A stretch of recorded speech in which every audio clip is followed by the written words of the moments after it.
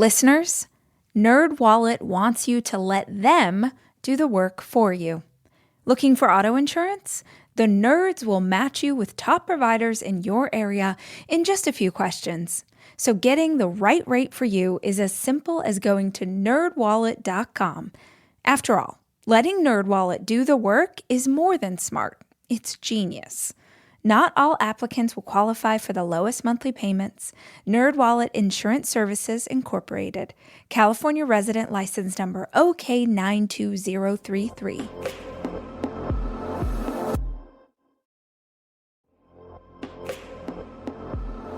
The Rachel Hollis podcast is proudly sponsored by Amica Insurance. As Amica says, empathy is our best policy.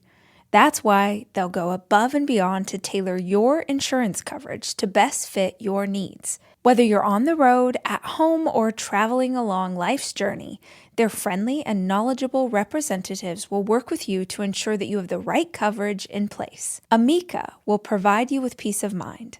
Go to amica.com to get a quote today. The vibrational level that shows up when you do something, when you move in the direction of where your spirit is calling you to because you've expanded in that way, those are the good feeling vibrations. But when you are interested in something and your spirit has expanded and you don't do anything in the direction of that expansion, that's where boredom comes in. That's where stuckness comes in. That's where dissatisfaction comes in. That's where anger, bitterness, that's where negative lower vibrations come in because you are living in contrast with what your spirit is calling for. Hi, I'm Rachel, and in this show, we talk about everything: life and work, health and healing, relationships with others and with ourselves. These are stories for the seekers. These are conversations for the curious. This is the Rachel Hollis Podcast.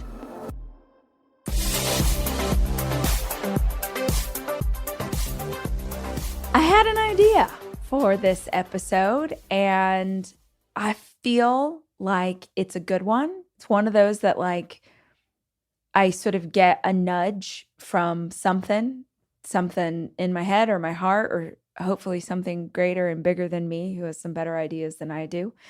But I want to talk about how to change your life, which I have done a lot over the last decade. I've talked about a million different ways to change your life. But I had this thought for an angle on conversation that I don't think I've ever done with you guys before. And it seems sort of interesting to me, which is you find yourself in those time periods where you know that you need a change, but you don't know what kind of change. Maybe you're feeling stuck, or maybe you're feeling like, gosh, my life is really good. Like if you step back and you do your gratitude practice and you look at it and you're honest with yourself, you know that you're so blessed, your life's good, you have everything on paper that you thought you wanted, and you still feel dissatisfied, or you still feel frustrated. Or maybe you're asking yourself, just to yourself, you don't say it to anybody else, but in those quiet moments, you're like, is this all there is? And we're not supposed to say that. We're never supposed to admit that, because it feels like if you do, you'll immediately have people pounce on you and say like, you should be grateful. I wish I had what you had. Or you're a mama and you'll talk about how hard it is to have a 3-year-old. And then some other mom will be like, oh, I wish I could go back to when my teenager was a baby. And like, people remove your right to feel frustrated, or try and take away your ability to be sad about something. I actually was having this conversation with my teenager last night. I was driving him home from sports practice, which, by the way, is, I do talk a lot of crap to myself and my friends and my boyfriend about how much time commitment it takes to have your kid in sports. And my kid is not just in one sport, he's in literally every sport that he can sign up for. And I really want to honor that for him because that's his thing. And that just means I have to drive a lot. And I do joke about it a lot and talk a lot of crap about it, but this new season of baseball has started, and it means there's one particular practice that it takes about 45 minutes both ways, and the practice ends at 8:30. So it's like late at night, at least for me. It's late at night and takes us forever to get home. But I forgot, because it hasn't been baseball season for a hot minute, that we have the best conversations. You know, I really find out what's going on with him. I really get to talk to him about some deeper stuff. And I was grateful for that reminder last night, that it's very easy for me to sort of only look at this in one way and forget, oh, this is my chance to connect with him in a way that I will not get to otherwise. So inevitably, we end up talking about kind of deeper stuff in these conversations and these rides home. And he was talking about a situation that he feels really frustrated by. And as an adult, it's easy for me to look at what he's frustrated by and kind of go in my head, not out loud, but kind of think, okay, this isn't fair. Like, you're a young man, you're frustrated by something that someone else is doing. What they're doing is really none of your business, and they're allowed to be who they are and all of these things. It's very easy. I could sort of be a mom from on high and give him this advice. And so we were talking through that last night, and I was doing my best to not put too much of my perspective on his experience, but just allow him to unpack it. But the one thing I did say to him, as much as I was kind of trying to talk him around and give him perspective from potentially this other kid's point of view, here are sort of these 5 reasons that this maybe is your thing, not their thing. But also, I want to honor that you feel frustrated by this, or that this makes you feel sad, or this makes you feel however it makes you feel. Because it's unfair ever to tell someone that they aren't allowed to feel how they feel. And we do this a lot. We do this a lot, especially with our kids, because we're like, we know better. I mean, if you did not listen to the conversation I had with Dr. Shafali about conscious parenting, please go listen to that. It's a couple episodes ago. It's so freaking good. But essentially, that's the goal of being a conscious parent, is allowing them to kind of become who they are and not tell them who they are. And I think you and I probably have experiences based on when we were raised and maybe how we were raised, unless you are like the 1% of this audience that had, you know, really cool conscious parents back in the 70s or the 80s or the 90s. But most of us didn't. Most of us had parents who were doing their best, but didn't really have the tools and skills that we might have liked. And so a lot of our parents gaslit us. And I know that word gets tossed around a lot, and it gets tossed around and it's like this trendy thing. But really, gaslighting is when you are using your influence on someone to discredit what they know to be true, or to take away what they're saying is true for them. And really manipulative people will gaslight you enough into not being able to trust your own judgment. And I think for you listening to this, if you identify with what I was saying at the top of the episode, that maybe you find yourself in a season where you feel frustrated, or you feel bored, or you feel discontent, or any of those things, and you're afraid to say them out loud because you don't want to be judged for that, or because you don't want someone to tell you that that isn't true, that's not a safe space for you to process inside of. So for today's episode, I'd love for you to feel the freedom to be honest with yourself as we have this conversation. To be honest with yourself about how you're feeling right now. Or maybe you're not even feeling frustrated or stuck. Maybe you just know that life could be better. Maybe you sense that there's more for you. Maybe you you just know that you could feel better in this experience, whether that's emotionally, spiritually, physically, mentally, however it works itself out for you. In this conversation, I just want you to have the freedom to be real about where you are. I think that the reason that people freak out when we say that we're feeling any of those feelings, boredom, frustration, that we feel stuck, that we feel unsure, is because typically we say those things to the people who are closest to us. We say it to our husband, we say it to our wife, we say it to our best friend or our parent or our sister. And most of the time when someone hears that kind of thing, the entire conversation stops being about what you just said or what you are feeling and starts being about how what you said makes them feel. How does it make them feel about your shared life together? How does it make them feel about their own life and where they are? There's something about this concept that really freaks people out. It might actually be more effective, more productive, and healthier for you if you are feeling these things to just process them internally or process them with a therapist or process them in your journal to work through the way you're feeling without involving someone else, especially, and I'm going to make a sweeping generalization that is gender specific, and take this or leave this.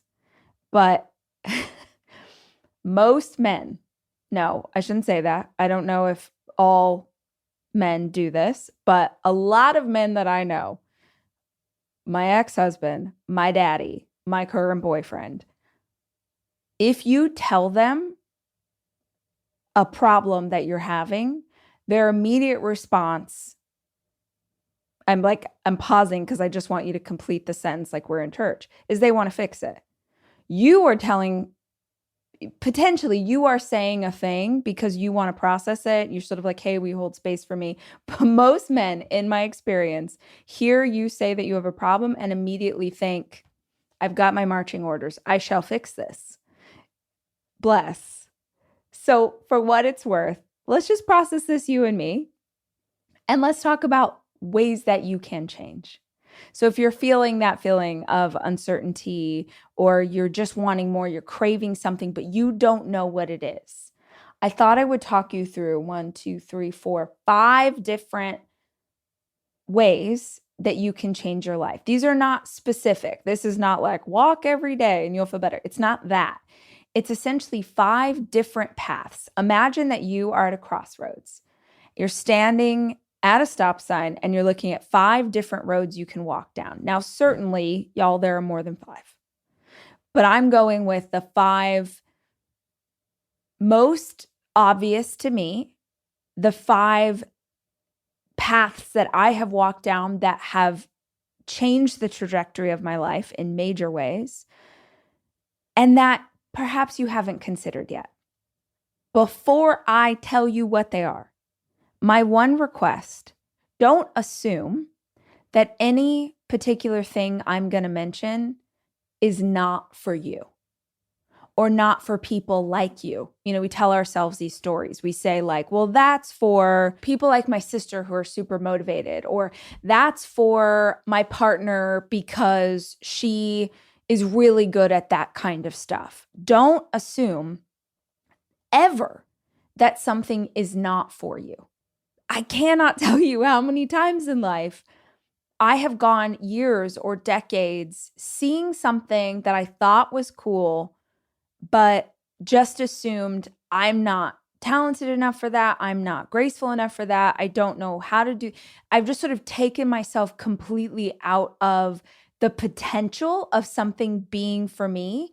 And in doing so, missed years of what would have been a fantastic experience for me, when later on I discovered that, oh, in fact, this actually is totally for me and I love doing it, and I've missed, 30 years when I could have been trying. And I'm going to get to that. We're going to talk about those specifically, but just assume that everything is a possibility for you. Because if you want to change your life, if you want to improve your life, you want to make it better, that's a freaking fantastic place to start, is to assume possibilities are endless and you are worthy and capable of trying anything that you find interesting. Every day, thousands of Comcast engineers and technologists create connectivity solutions that change the way we work, live, and play. Like Kunle, a Comcast engineer who is focused on revolutionizing the in-home Wi-Fi experience today and for the next generation. Learn more at comcastcorporation.com/Wi-Fi. I love finding ways to commemorate really important experiences in my life. Usually, if you look at my wrist, you will see it stacked with bracelets that do just that. And if you want to celebrate your unique story, check out Pandora Jewelry. They're crafted with meaning and exquisite artistry, from sparkling lab-grown diamonds to vibrant enamels, personalized engravings, and their iconic charms. Pandora offers endless ways to express what's in your heart. Every day is a chance to be love. Let Pandora Jewelry remind you that love starts with you. Shop in-store or online at pandora.net. All right. The first path we're going to talk about that can change your life. And I'm going to start here because it doesn't, at first glance, seem like something that could. A hobby. No, for real. I promise these are all going to be really good today, but I intentionally tried to pick something that you wouldn't think would be life-changing, but it 100% is. Please allow me to pitch you on why you need a new hobby. Okay, let's go back to this idea that there were all of these things that I assumed growing up were not for me. And in fact, a lot of the things on this list, when I look through them, there were times where I thought that couldn't be mine, or I didn't have the knowledge or the skills, or there's no way I could change my life in that particular way. But a hobby, I think, is probably, this has happened most often. I've told you a million times about when I took up long distance running. I had a partner who decided to sign up for a half marathon. He did it when I was 7 months pregnant, so I couldn't do it with him. And I had never been a runner. I never exercised. I didn't do cardio. I didn't know how to do any of it, and always assumed that it wasn't for me, and I hated it. Like, I would have told you I hate running. I'm sure I said that publicly many times. But then he did it, and I felt jealous. I was like, oh, that looked really cool. I liked that there was a training schedule. I liked that he got to go to a race day. I liked that he got a bib and a medal. It just seemed so cool. The picture seemed cool. So I promised myself that after I had my son, that I would run a half marathon as well. So I had Ford, and who's now 10, and a year later, so the same half marathon that my partner had run, I decided to run. And just, if you've never done it, it was a Disney half marathon. I've talked about Disney races forever. I think they are the best planned, organized, funnest, most joyful, most magical things on the planet. I highly recommend if you've never done one before. They're expensive as hell, but if you've never run a race, you don't really understand why it's more expensive until you do a Disney run, and then you do like another run that's half the price, and there are no porta potties, and everything's disorganized, and the pavement is torn up, and you like hurt yourself. I'm just saying, there's a reason that they're expensive. I took on long distance running and absolutely fell in love with it, fell in love with every part of it. And I think what felt so good to me is that as I was doing it, every new mile I logged, when I would get to a mile or a mile and a half for the first time, when I would get to 5 miles, later when I would do higher numbers, when I got to 18 miles, when I ran 18 miles without stopping. Every time I did it, y'all, I was literally shocking myself. I don't think of myself as naturally athletic. I'm definitely not graceful. I know you shouldn't sort of speak those things into existence, but I'm pretty klutzy. I'm not, no one's ever seen me walk through a room and been like, oh my God, the grace, the Trump. No one's saying that. They're like, oh, who's that? It's weird. She looks like she's balancing in high heels, even though she's wearing sneakers. It's just like, I'm not. There was something really powerful about surprising myself. And I cannot say this enough. It's why I'm pitching you on a hobby, because if you do something that current you does not believe you are capable of, you've always wanted to play electric guitar, or you've always wanted to go horseback riding, you'd love to take a tap class, maybe you want to get back into soccer because you loved soccer when you were in high school. Like, this is so freaking powerful and relevant to the way that we see ourselves, is that you start with some interest. You're like, well, that seems interesting. Or maybe like me, you start with some jealousy. Maybe you see someone roller skating at Venice Beach in their 40s and you like are a little snarky about, oh, well, must be nice to blah, blah, blah. And then you realize that the snarkiness is coming from a place of jealousy because they're doing something that secretly you wish you could do. And then you just sign up for the thing. You take the lessons, you buy the skates, you do it, and you do it enough until you have that moment of like, click. Holy crap. I didn't know that I was this person. I didn't know that I could do this thing. There's something really powerful about doing things that you didn't know you were capable of doing. My most recent version of this is learning to ski. I've talked about it a lot, and I'm talking about it a lot because I love it. And I cannot believe that I love it. I really can't. I obviously, my whole life, I saw people skiing. In my head, that was something rich people do because skiing is really expensive. And I definitely didn't grow up in a family who knew how to ski or could have afforded it anyway. So the first time I went skiing was in my early 20s with an ex, and it was just kind of a sucky experience all around. We were like staying in a cabin with some random people from work. It was like a bunch of guys and then me, and the guys were like, I realized in retrospect, all really bro-y, and that sort of made my ex become really bro-y. And or just sort of gave the environment for that to happen. I just remember it being like this sucky trip. And so I had gone, I didn't take lessons, I didn't really know anything about how to do it. And so when I did it, I was terrified and I did it pretty badly. I was proud of myself for doing it. I was proud of myself for getting down the bunny slopes a couple of times, but it was so terrifying to me that I kind of like checked the box and was like, all right, I tried that, not for me, and moved on with my life. And subsequently, now 20 years later, I have a partner who's European, who's a skier, fabulous skier, and does ski trips with his friends. And he has talked about skiing since I met him. So I sort of knew eventually I was going to have to go on a ski trip, or I was going to get to go on a ski trip. But I kind of thought I'll just go and I'll be there for the après.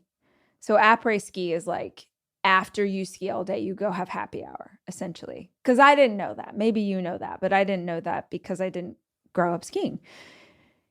And by the way, what a glorious tradition that is. Just like, oh, you are freezing cold. You have worked out all day long. You've been in the mountains. It's beautiful. And now we're going to go sit in this cozy bar on the mountain and have glühwein or an ice cold beer or something amazing. And it's a whole thing. I am loving skiing and I'm still not very good at it, but I've skied enough now that I'm not scared. So I've done 7 ski days this year, which is a lot because most of the time you go for like 1 or 2 days all year. So I've done 7 ski days in a month and a half, which is great because not enough time passed that I got scared of it again. And yeah, I'm really loving it. And I cannot believe how much I'm loving it. And it's shifting the way I think about myself on so many levels. Skiing is a ball ache. Like, it is so much work to get the gear on and the boots. It's like heavy and hard, and you got to carry just like, and I can be a fussy little bitch, you guys. I can. And so I don't naturally gravitate to things that just are like so much work. So the hobby is kind of the same as when I took horseback riding lessons. When you do horseback riding lessons, you're around this animal. It's scary. You're up high. They could throw you. Not only that, but when you're done, you've got to wash the horse down. You've got to like clean up their poop. You got to do all these things. And I love stuff that puts me outside of who I perceive myself to be. Because if you do a hobby that changes the perspective that you have about yourself, it is impossible for you to do that and not go, oh, well, what else am I wrong about? Am I wrong about how well I can do financially? Am I wrong potentially about what I'm worth when it comes to my relationships? There is perspective shifting power in picking up a hobby that feels challenging, that you're not 100% that you can do, and you do it. I read the most incredible thing this morning during my morning routine. The most incredible thing. It was talking about emotion and manifesting and like vibrational levels. And I've read about this extensively, and I've read about it for years, but I keep reading about it because just every once in a while, like this morning, you find a line or a nugget or something that shifts the way that you look at this thing you've been looking at. And what I heard this morning was the idea that when we become interested in something, when we become intrigued by something, that our inner being, our soul, our who we are inside, however you choose to look at that, that version of us expands with the interest. It expands, it gets bigger. And that when you do anything that brings you closer to the version of you that just expanded internally, that is passion. That's excitement, the vibrational level that shows up when you do something, when you move in the direction of where your spirit is calling you to because you've expanded in that way. Those are the good feeling vibrations. But when you are interested in something and your spirit has expanded and you don't do anything in the direction of that expansion, that's where boredom comes in. That's where stuckness comes in. That's where dissatisfaction comes in. That's where anger, bitterness, that's where negative lower vibrations come in because you are living in contrast with what your spirit is calling for. And to that end, basically every single day of your life, every moment of your life, you can do a check-in and see, am I being guided by what's inside of me? And am I moving in the direction of this thing that I am passionate about, that I love, that I'm excited for? Like, is that happening? Or am I feeling negative emotions? Am I feeling these other feelings? Because if I am feeling those other feelings, it means I'm moving further away from who I know I'm called to be. Oh, I just thought that was really cool. I love that perspective. That was Esther Hicks, in case you're curious. So yeah, I think you should get a hobby.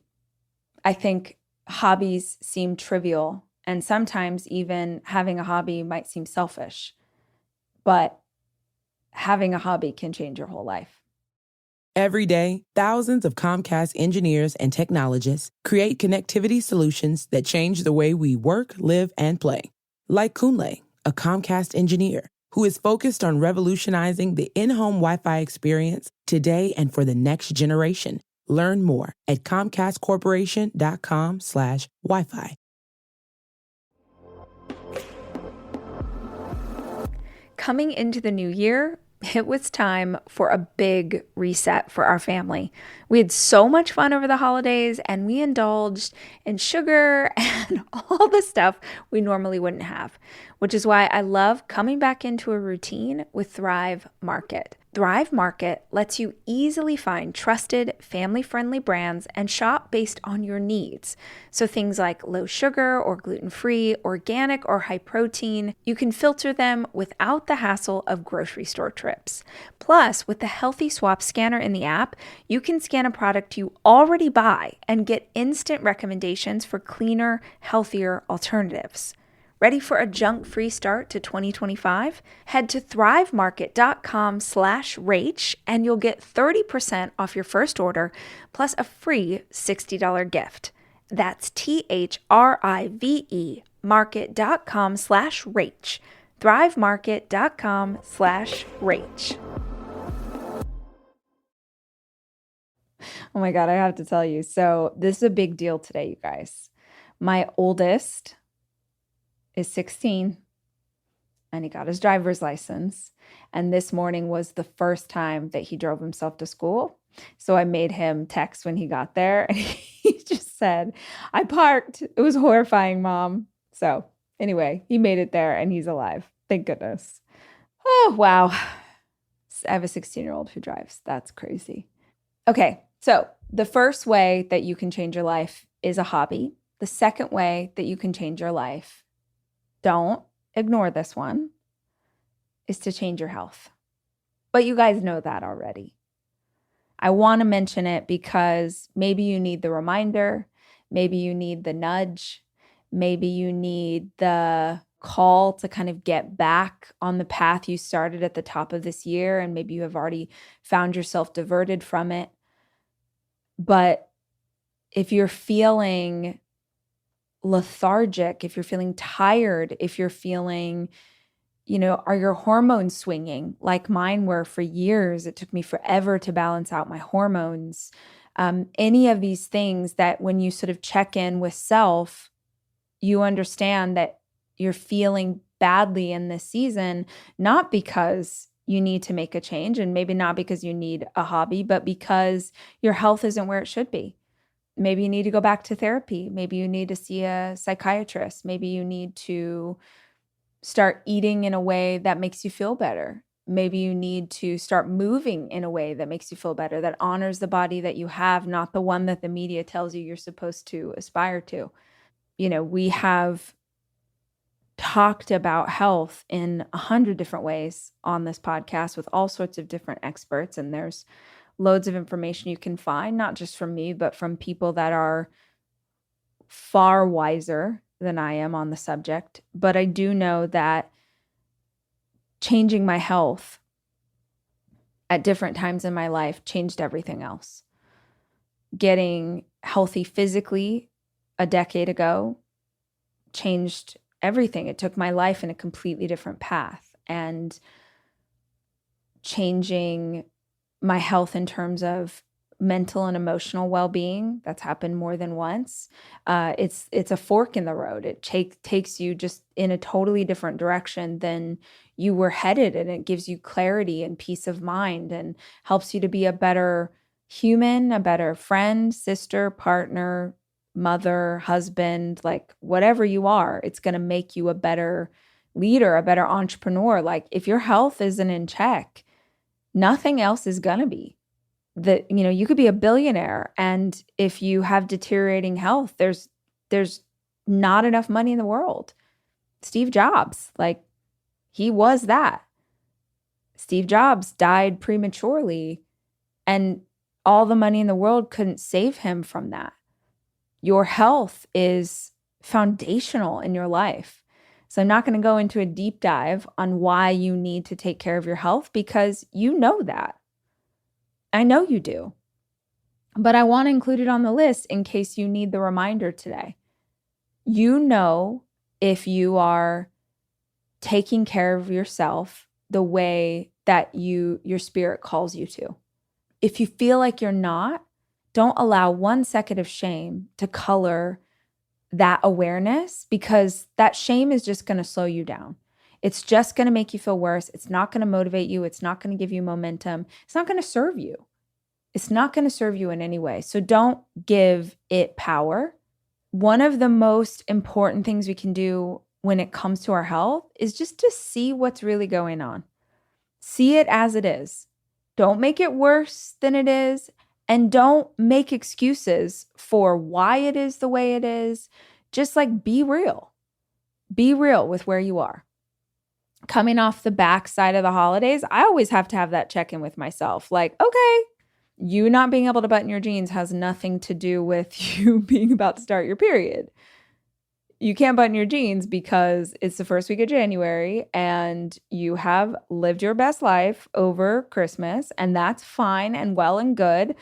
But we have to be honest about that so that we can make a change. We got to get back onto the way that we know is going to make us feel the best.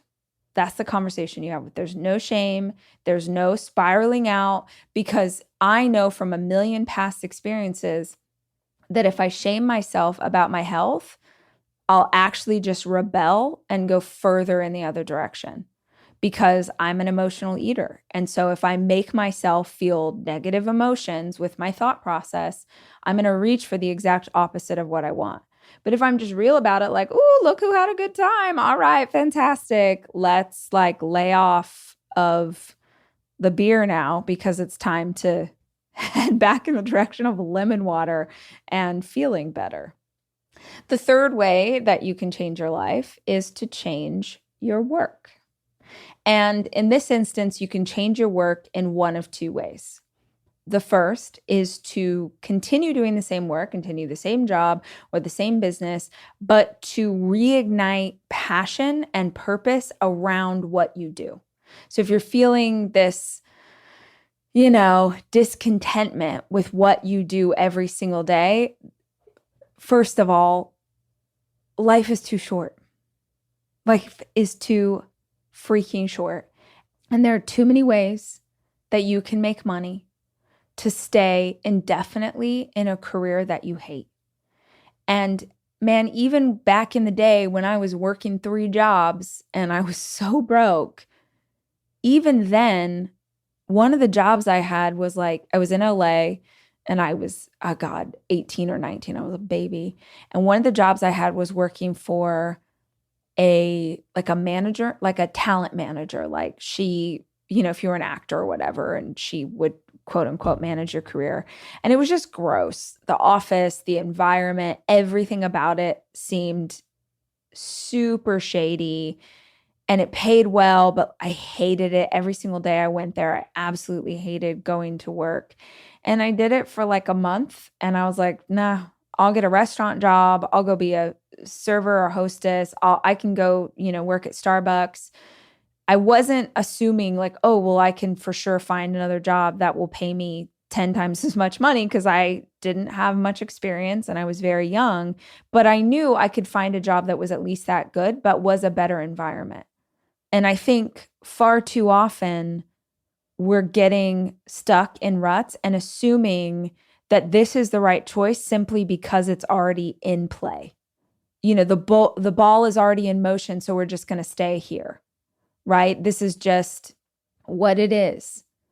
And so I'll just be stuck here at this crappy restaurant job, or I'll be stuck here, working at the bank, or I'll be stuck here being a teacher because my mom wanted me to be a teacher, but I absolutely hate it. Like, life is too short.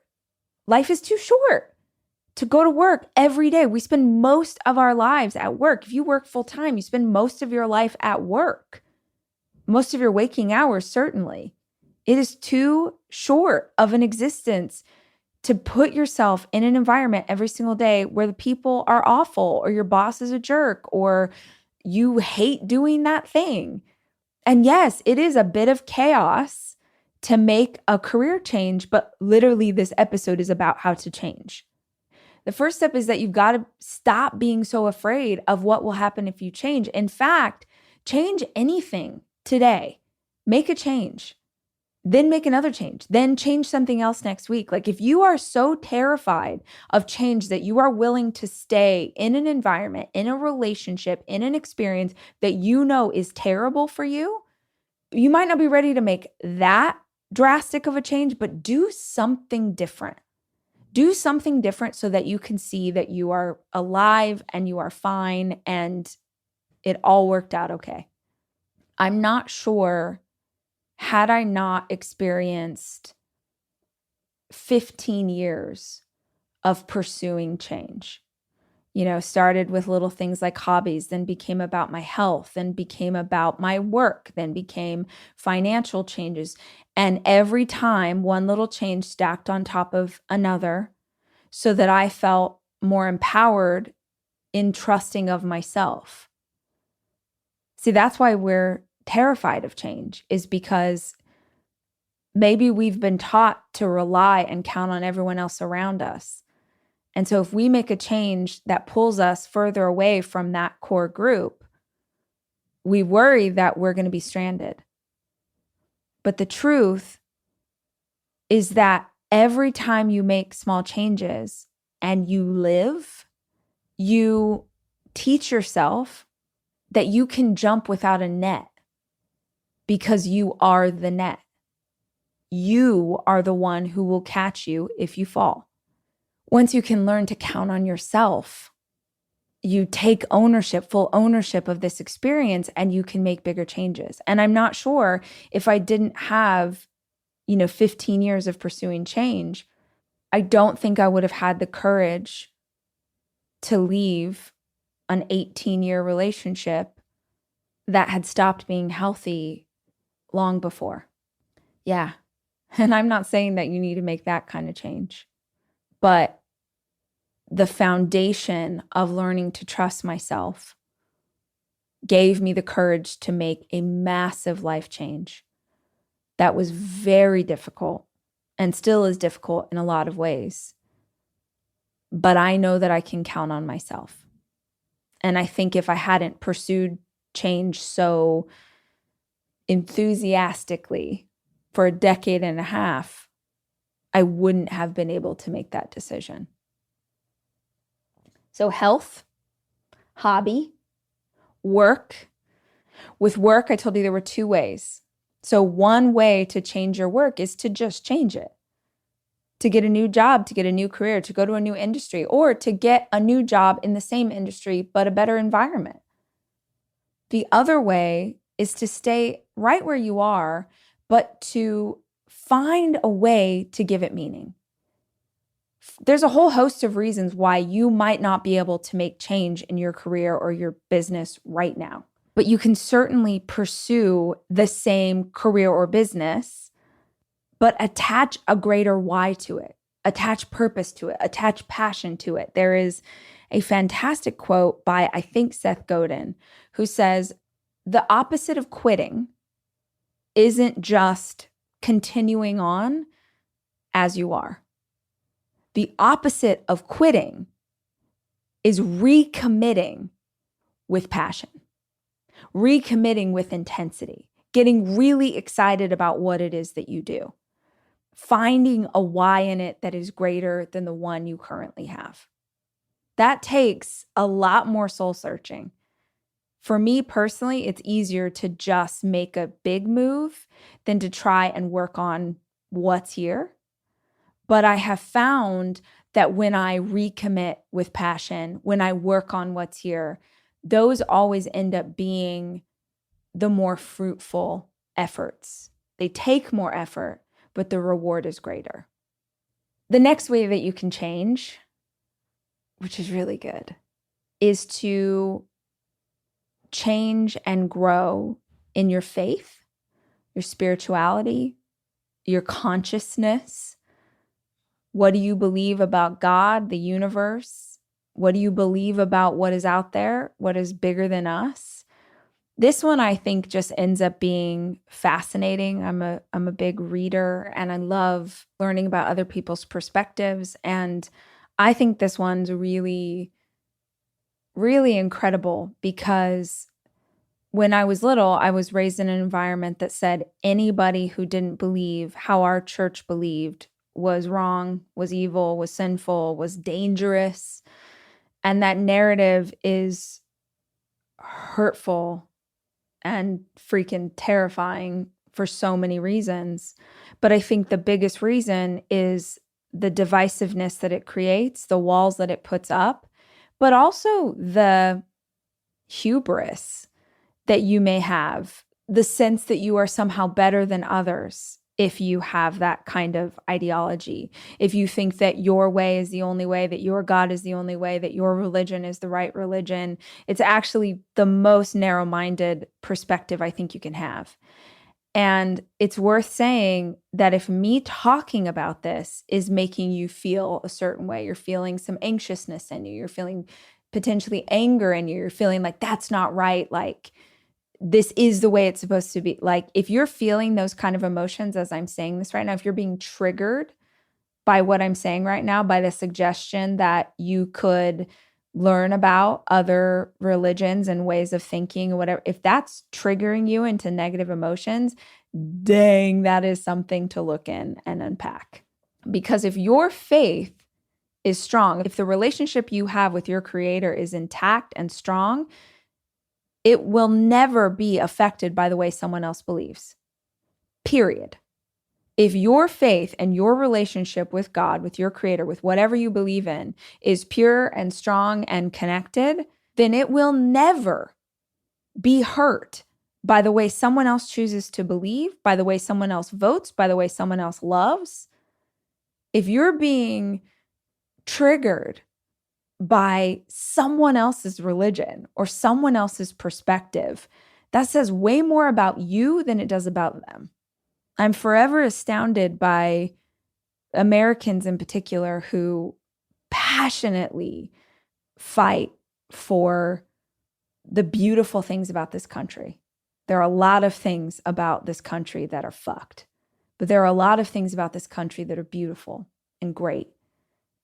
And we passionately proclaim to love that we are a free country, that we have freedom of religion, that we have freedom of speech, that we have freedom to be whoever we are. But then often the people who are so passionate about our great country and the freedoms it provides get super freaking riled up when anyone uses their freedom of speech and it doesn't match with that ideology. If you love this country and you love the idea, let's just go with freedom of speech, that we have this incredible right to freedom of speech, why would you ever be bothered by someone else saying that they don't like this country because of the history of inequality, because of the history of racism, because of the history of oppression, because of so many things that are like, if me even saying that, or the idea that you're like scrolling through Facebook and you see someone saying that they don't love America, and that makes you want to fight and you're going to tell them what for, and what? We are getting more and more closed off. We're buying into the mythology that we are disconnected from one another. And getting fired up about something, getting upset, going into a negative emotion or a negative vibration because of the way someone else chooses to speak, to love, to believe, to act. Man, my thing is, if it doesn't hurt anybody, if it doesn't hurt that person, and if it doesn't hurt anybody else, man, go do your thing. Go do your thing. But when it comes to faith and spirituality, there's so much fear surrounding it. There's so much fear, I think, predominantly if you were raised in certain religions that said that it's my way or the highway. And the older I get and the more I study and learn, the more I appreciate the perspectives that other religious leaders, that other faiths. I'm reading a book right now on Sikh religion and these incredible teachers for interesting perspectives on the way to live your life. You know, I was raised in the Christian church, but I definitely grew up believing that the Jewish faith was very different than my own, which is weird given that the Bible and Christianity is based on Judaism and the Old Testament. And, you know, that's how the Bible starts. It's wild. And I know not everybody is going to even track with this, but my instinct is that a lot of you were also raised in really specific upbringings, and it can change your whole perspective when you are just open to, well, what else is there to learn? The book starts with the most beautiful story told by a Sikh leader about the light inside of you and what it means to light your own corner of the world. It's like the most beautiful perspective. But there's a version of me 20 years ago that would have been scared, literally scared, to read another religion's perspective. It doesn't even make sense, which is why I wanted to include this as one of the things that can change your life, is an openness. An openness to growing your faith and your spirituality will only connect you deeper to the creator that you're trying to be connected to.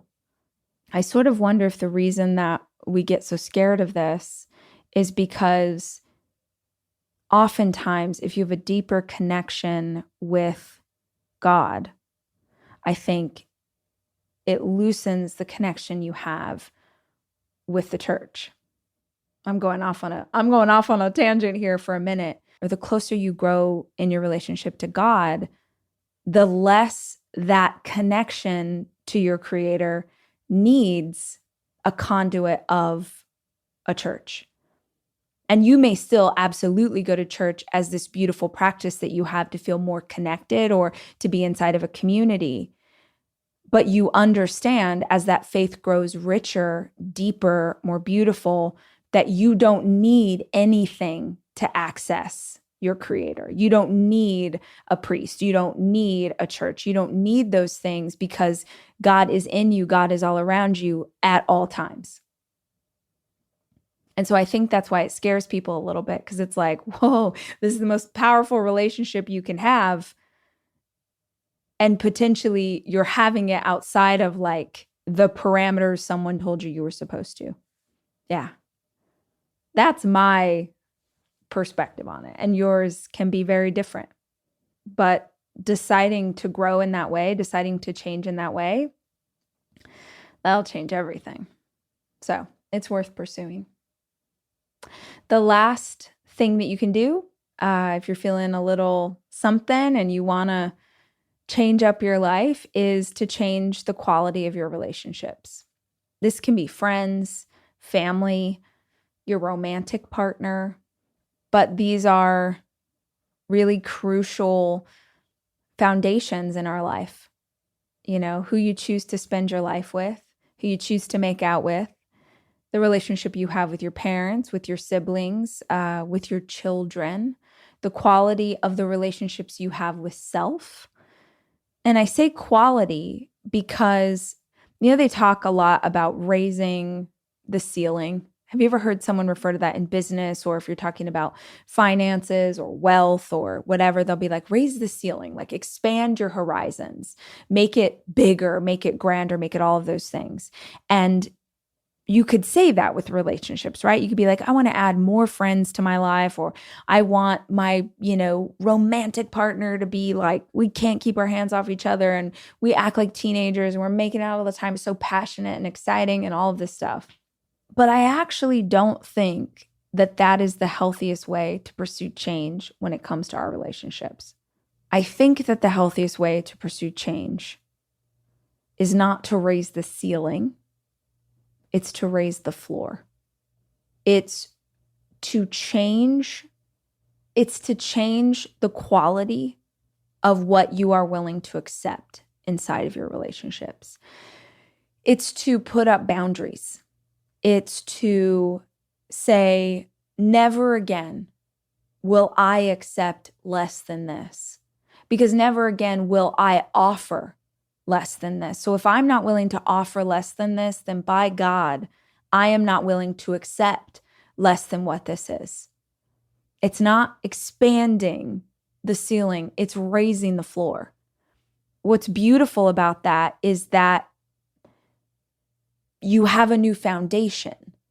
You have a new standard of quality, of how you want to show up, of how you want. And that also might mean when you raise the floor, you might have just taken the elevator 3 floors past most of your crew. I saw something came through on like Reels the other day. It was a preacher. He was saying like, you're flying like an eagle and you wonder why you're flying alone. And it's because pigeons can't fly to the same heights that an eagle can. And he's like, if you were wondering why you can't fly higher, but you're surrounded by all kinds of friends, people who want a good time and whatever, but you can't soar, like you just can't really get yourself to the next place, it's because you're an eagle trying to fly with pigeons, because pigeons can only go so high up. And sometimes raising the floor and raising your standards means that you're going to raise them right over the heads of people you know shouldn't be in your life anyway. Change is not for the faint of heart. It's why most people won't do it. It's why most people will stay right where they are. But putting up boundaries to keep yourself safe and sane and emotionally supported, even if that means that some people are no longer allowed to be in your life, that'll change everything. See, interestingly enough, there are 5 different options I've given you, and there are more, right? Finances would be a big one. Your contribution to the world would be, there's all kinds of things I could add to this list. But any of these 5, any of these will make you more receptive to changing in other ways. If you can change in one of these categories, this is why I started with hobby. If you can learn to rollerblade when you never thought you were the kind of woman who in her 60s would be learning to rollerblade. If you can do that, suddenly you're like, you know what? I'm going to change the relationship that I have with my sister. And I know I can do it because I didn't think I could do this thing, but I did it. And now I know I'm capable. All of these things work together. It's like teeth on a zipper. They all sort of zip right up. They all support each other, one after another. So you're standing at this stop sign, you're standing at this crossroads, and you're feeling stuck. There is no right answer. There is no right path, but there is a wrong one. The wrong one is staying right where you are because you're too afraid of what would happen if you step out into the unknown. Try something. Try anything.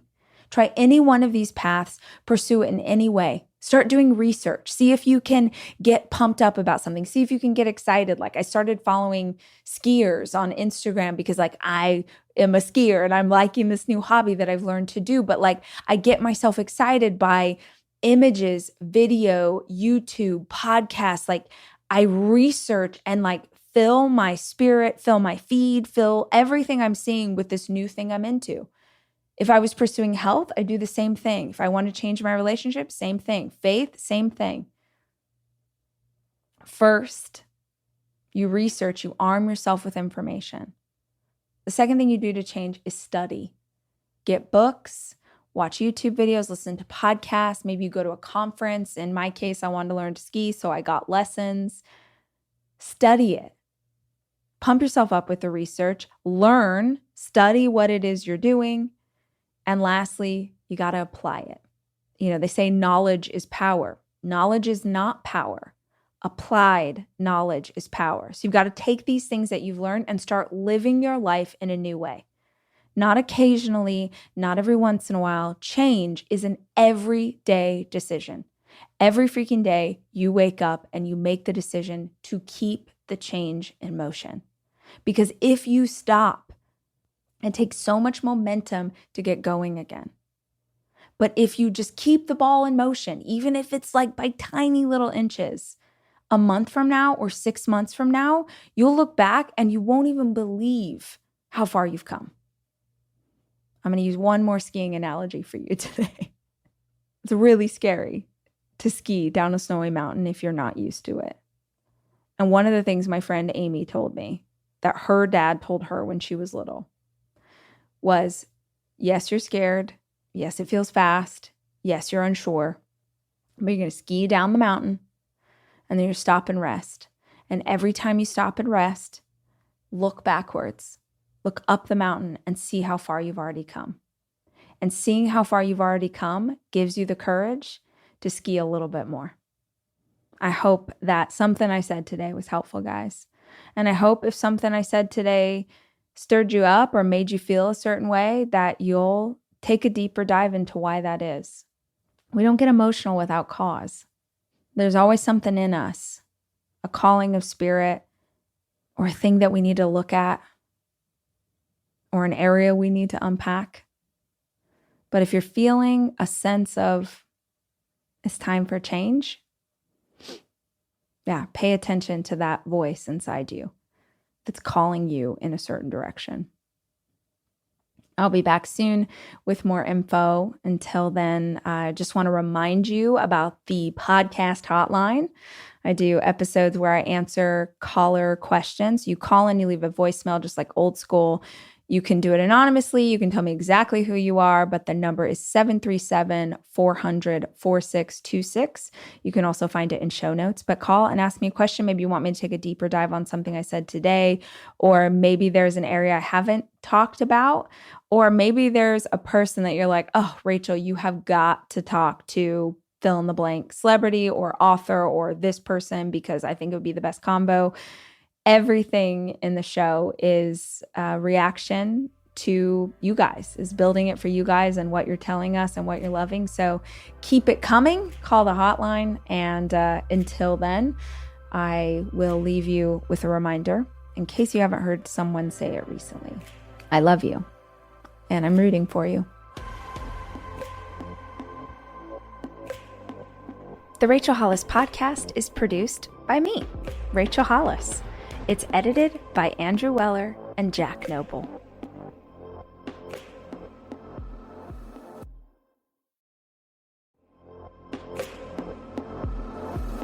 It's time to play ball. My son has been working with his baseball team since the fall, and we are officially in baseball season. So if you're a mama like me and you got to stock up on all the sporting gear, now is the time. Academy Sports and Outdoors has the gear that you need, and you can bring it home for less. Gear up for baseball, softball, and t-ball with essentials from Easton, Rawlings, and Wilson at Academy. Academy offers free 1-hour in-store or curbside pickup if you're like me and you forgot to get the equipment in time. Swing by your local store or shopacademy.com today and get ready to hit it out of the park. In a world of dry eye, there's a long-lasting solution that can save the day. Presenting Sustain Complete Preservative Free. Its unique formula gives 8 hours of relief from the common symptoms of dry eye. So say goodbye to dry, tired, irritated, sore, burning, stinging, and watery eyes. And say hello to multi-symptom relief. Available in a store near you. Sustain Complete. Open your eyes to lasting relief.